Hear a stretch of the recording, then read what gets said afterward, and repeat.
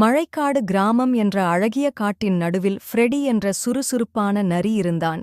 அவன் ஒவ்வொரு நாளும் புதிதாக ஏதேனும் கண்டுபிடிக்க விரும்பினான்.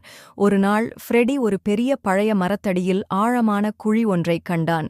அந்த குழிக்குள் பார்த்தபோது ஒரு சுரங்கம் இருப்பதை அவன் கவனித்தான்.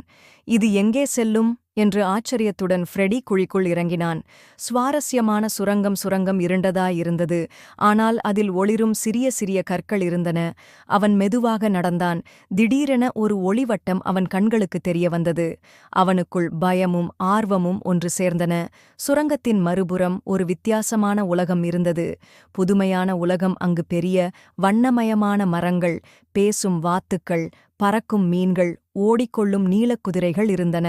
நான் கனவில் இருக்கிறேனா என்று ஃப்ரெடி யோசித்தான்.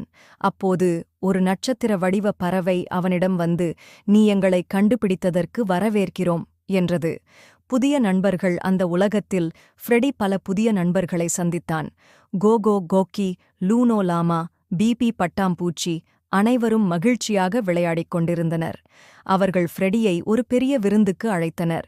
அங்கு வண்ணமயமான பழச்சாறு, தேனிட்ட பூரிகள், பளபளக்கும் மிட்டாய்கள் எல்லாம் இருந்தன.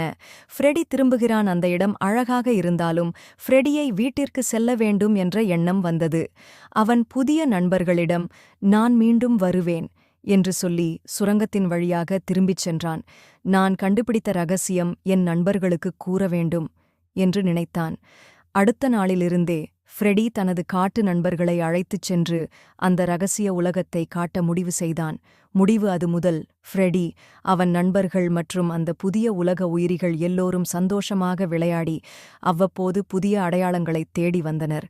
உண்மையான தேடல் எப்போது முடிவதில்லை.